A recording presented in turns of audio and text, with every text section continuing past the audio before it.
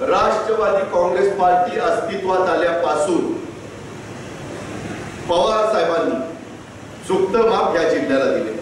अतिशय उमदे कार्यकर्ते सहकारी या नात्याने जयंतरावांना आणि आर पाटलांना संधी त्या ठिकाणी मिळाली। अतिशय महत्वाची खाती त्या ठिकाणी मिळाली। त्याच्यानंतरच्या काळात 2004 ला आपली संख्या त्या ठिकाणी बदलली तरी देखील सुप्त माप दिलं। राज्यातले अनेक महत्वाचे संस्थांच्यावर अनेक माझ्या सांगली जिल्ह्याला सुप्त माप देण्याचा प्रयत्न राष्ट्रवादी काँग्रेस पार्टीने केला।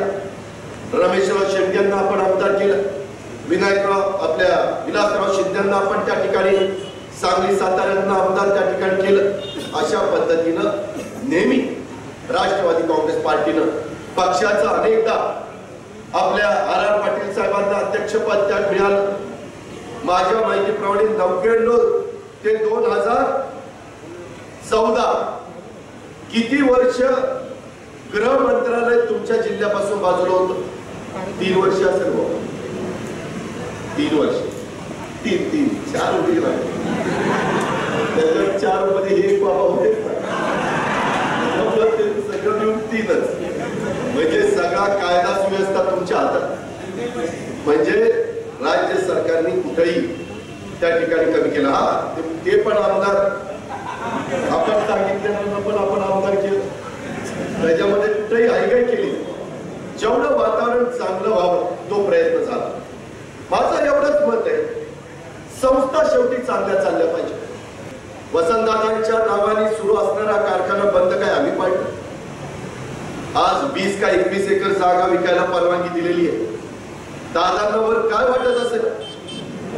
खरंच तुम्ही मनाला विचारा की राव मी इथं देशाला राज्याला सहकार चळवळ त्या ठिकाणी दिशा देण्याचं काम केलं आणि माझ्या नावचा कारखाना आता जमीन विकून त्यामधनं जिल्हा बँकेचं 50% देणं आणि मला वाटतं काही शेतकऱ्यांचं 47 का 45 कोटी रुपये 45 कोटी रुपये देणं द्यायचं। ठीक आहे, अडचणी येतात, पण कुणामुळे अडचणी आल्या? यशवंत कारखाना कुणामुळे बंद पडला? त्याला काही शरदराव पवार दोष आहे? याचा विचार तुम्ही करणार आहे का नाही? आज तासगाव कारखान्याची काय अवस्था आहे? मला तर कोणी सांगितलं फाउंडेशन फोडली। परवा तुम्ही आला होता, आपण बसलो होतो, तुम्ही, मी, मुख्यमंत्री आणि आर पाटील बसलो होतो गेले। त्या दिवशी देखील अनेक प्रकारे चर्चा झाली। कशा पद्धतीचं हे काम चाललेलं आहे, कोण हे करताय? जत कारखान्याचं वाटोळं कोणी केलं? अरे ज्यांनी वाटोळं केली तीच तिकडे चालली उदाहरण, आणि तिथं लोकांना सांगतायत काय करतायत, मला तर काय सांगलीकरांचं कळलंच हो। म्हणजे कारखाने उत्तम चालवले, आबांची सूतगिरणी चांगली चाललेली, राजाराम बापू पाटील उद्योग समूह उत्तम पद्धतीने त्या ठिकाणी चाललेला आहे। बहुतेक सगळे कारखाने आज जयंतरावच्या नेतृत्वाखाली त्या ठिकाणी चाललेले।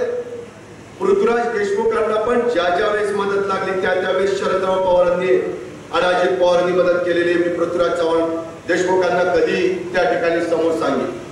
पुणे जिल्हा मध्यवर्ती सहकारी बँकेतनं तो कारखाना उभा करायला मी त्या ठिकाणी मदत केलेली होती। या सगळ्यांना ताकद देण्याचं काम साहेबांनी केलं। का तर शेवटी आपले कार्यकर्ते आज राज्यामध्ये विधानसभेच्या निवडणुका येऊन ठेपलेल्या आहेत। काय परिस्थिती आहे आज? मनसे हे राज ठाकरेंच्या नेतृत्वाखाली पुढे येते। राज ठाकरे या राज्याचं नेतृत्व करू शकतात का? आज या सगळ्या प्रश्नाची त्यांना जाण आहे का? शिवसेनेचे नेते उद्धव ठाकरे हे प्रमुख आहेत। किती संस्था त्यांनी काढल्या, किती संस्थांना मदत केली? मुंबईचे पालकमंत्री आमचे जयंतराव आहेत, त्यांना विचारा त्या मुंबई महानगरपालिकेची काय वाट लावलेली आहे शिवसेनेवाल्यांनी, कशा पद्धतीनं बकालपणा आणलेला, कशा पद्धतीनं तिथं भ्रष्टाचार चालतो। अहो त्यांचे आमदार आया बहिणींचा अवमान करतात। जयंतराव तुम्हाला माहिती आहे मधल्या काळामध्ये एक केस घडलेली होती, अहो तुमच्याकडे पण तक्रार आलेली होती। हे महिलेशी वागण्याचे आमदारांची शिवसेनेची पद्धत तुम्हाला कशाची मस्ती आलेली? अरे तुम्ही खासदार झाला आणि त्या ठिकाणी महाराष्ट्र सदनला जाताय आणि रमजानच्या पवित्र महिन्यामध्ये एका माझ्या मुस्लिम बांधवाच्या तोंडात चपाती कोंबताय, ही तुमची याच्याकरिता तुम्ही खासदार झाला? ही तुम्हाला शिकवण? याच्याबद्दल ही लोक बोलायला तयार नाही.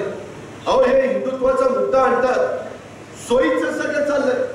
मला आठवत आहे बाळासाहेब ठाकरे हयात असताना पाकिस्तानचे खेळाडू माझ्या मुंबईमध्ये येऊन त्यांनी क्रिकेट खेळता कामा नये असं बाळासाहेब सांगायचे. ते एका आत्ताच्या आमदारांनी तर धावपट त्या क्रिकेटचं पिचच खोदलं होतं आणि मॅचेस होऊन दिल्या नव्हत्या. आता उद्धव ठाकरे पंतप्रधानांच्या शपथविधीला गेले, तिथं पाकिस्तानचे पंतप्रधान आले, तरी बाबा उठला नाही, निघून गेला नाही की बाबा मी ह्यांच्या इथं कसं काय बसू, का खाली बांध घालून बसलो. हे कसं काय चाललं? तुम्ही लोकांच्या बरं वाटण्याच्या करता पाकिस्तानच्या बद्दल वेगवेगळ्या पद्धतीनं वक्तव्य करायची आणि त्यावेळेस मात्र पाकिस्तानचे पंतप्रधान तिथं पाहुणे म्हणून येतात आणि तुम्ही तिथं बसून तो सगळा एकंदरीत जो शपथविधीचा सोहळा चाललेला आहे तो त्या ठिकाणी बघता. लोकांना काही लोक दुधपोळी आहे.